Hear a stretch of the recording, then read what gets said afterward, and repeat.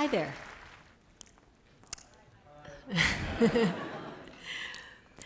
America is home to over 80% of the world's greatest universities. And we're lucky here, actually, in America, because in contrast to some other countries where college admissions really is dependent on one narrow, very stressful exam, our colleges actually look for students' personal qualities, their character, their creativity, their innovation, maybe personal and special talents. But what's happened, unfortunately, is that the college admissions process itself, as many of you know, has become a little bit crazy. You probably know parents and students who are trying to game the system, who are trying to sort of figure out the right angle to get into college. And unfortunately, what happens is sometimes they compromise their own values in doing so. I see some people nodding in the audience, and I think it's probably something quite familiar to you. You might see people, sort of lying and pretending, and even something that should be fun, like public service and giving, becomes something to manipulate and something to contrive. But I've actually learned in the Quest Scholars Program, which I'll explain to you tonight, this afternoon, that there's actually another way to go through high school. And it's a way that my students have taught me over all of these years. We founded Quest, my husband Michael and I founded Quest Bridge at Stanford when I was an undergraduate. And we learned from our students how to go through high school in a healthy way, how to be actually a successful college applicant, but also to be true to oneself, to actually try to be authentic. Quest is a program, like I said, that we started in 1994, and it was designed to help talented low-income students not only get accepted into college, but actually to be successful in life, in their careers, in their families. And right now, we actually have over 4,000 Quest Scholars in our partner schools. We started at Stanford, but now we have 33 partner universities all across the country, including MIT and Princeton and Columbia and many other Ivies and Ivy League equivalents.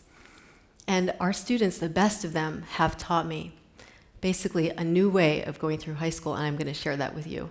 And I'm going to share it with you in using real life stories, using stories of real students, some of whom are Quest Scholars, and one of them is actually a Stanford graduate, but she reminds me of a Quest Scholar, so I'm going to include her too. And this is just a method and a strategy, really, for getting through high school and college, such that you're not sort of giving up your values and you're not giving up what really matters to you. But first I want to invite us all to imagine for a second, just close your eyes for like 30 seconds, and imagine that you're back in high school, and it's your very first day. And imagine what your hair looks like and what you're wearing and how you might be feeling. And you're coming into high school actually with some passions probably, like basketball or dance or building things or creating things. And imagine that instead of trying to game the system, instead of trying to check the boxes on the resume of how to get into college, that you're actually going to create something. That you're going to create something that you can love, that you can do with your friends, that you can actually be very proud of by the end. And it's going to help you to develop the skills and qualities that you need to be successful in life, not just in the college application. And please open your eyes now. What I've learned, the fundamental lesson, the most important thing is that the qualities that the Quest Scholars developed when they were younger, when they were before middle school, high school, are the very qualities that actually set them up for success in life, not just college, but their first job and into their life. And those qualities actually happen to be the exact same qualities that help them to become compelling, successful college applicants. But the opposite, unfortunately, is not the case necessarily. So you can actually spend your high school years aiming at this narrow form of a college application, and you might actually be missing the opportunity to be preparing yourself for life. So here's the framework. It has an overarching theme, and then it has 7 steps. And I'm going to use real-life students. Like I said, I'm going to change a couple of little details here and there just to preserve confidentiality, but all the facts are true. So the first and major principle is aim at life. Don't necessarily just aim at college as the holy grail, but aim at developing those skills, the substance, the qualities, the leadership, the personal innovation and creativity that we need our young people to basically know in the workforce once they're done with college. So aim at life.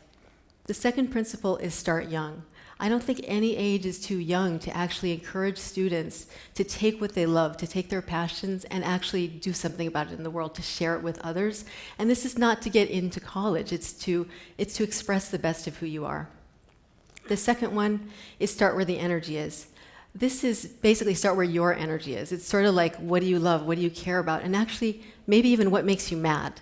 And how do you create something around this? I have two stories to tell. One of them is a student of ours named Gerard, who actually created a t-shirt company when he was in high school. And he did this with a number of his friends, and he absolutely loved art. He went to a math and science magnet school, and he decided that this school didn't have enough opportunity for him to express his art. And so he and his friends developed a t-shirt company, and he was the creative designer. And they loved it. They ended up creating this company, and now they've grown it, and he's in college, and he's still running it, and it's actually taking off. Another student actually came to Stanford as an undergraduate, and she looked around her community and decided and realized that these foster kids in her community didn't have anything to hold on to. They were actually, sort of moving from home to home, from dangerous homes, and they didn't have a chance to actually have something to hold on to. So she and her friends got together and created all these blankets and sent them to the foster kids so they could have something to hold on to no matter where they moved around. And she said to me specifically, it didn't matter, how much she had to do for homework. She loved this project and it gave her all kinds of energy. The third principle is create something you can love and be proud of. This is really about taking your creativity and manifesting it in the world, actually sharing it with other people. When you have to create something and share what you love, you have to learn how to communicate, you have to learn how to lead, you have to learn how to collaborate, and learn how to solve problems with other people. So this is really important, doing something in the world that matters.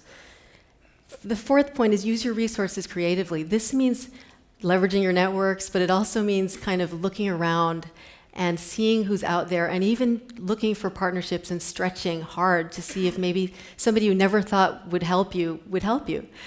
So one of our students has actually created a math program where he was teaching math through the vehicle of basketball. And he started this in high school, and he figured, well, maybe I should just call up the NBA, the National Basketball Association, and see if they'll help out. And in fact, now he's partnering with the NBA and a major toy company to roll this curriculum out over multiple middle schools. And so sort of look around, don't be afraid to ask for help. And that's actually a quality that we need our students to learn how to do early, is learn how to ask for help and do it in an effective way. These next two principles are very familiar to any entrepreneur in the room. It's about failure and risk. And these projects are great because they give us a chance to actually do something that makes you uncomfortable. And that's actually kind of rare sometimes in high school, except for this sort of, socially, things are oftentimes stressful. But we don't want our students to learn how to trip and fall for the first time when they're in their first job. We want them to learn how to do this when they're in high school, when they're in middle school, when they still have a chance to sort of get up and recover and learn how to do that and feel comfortable with failure. And finally, play. This is actually about flow and about engagement. The kind of people who go to work and they would still do it, and they'd work and work and work until, even if they didn't get paid just because they loved it so much. That's what we want these students to learn how to feel in high school. We want them to sort of understand that that's actually possible, to be having a great time and be successful in life.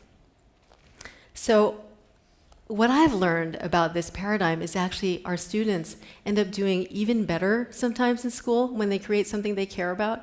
The students I described to you, one of them went to Stanford, one of them goes to Wesleyan, and the other one goes to Brown. These projects, even though they take time, it turns out that they tend to do even better in the college admissions process, they tend to do better in life, and they're set up for success in life.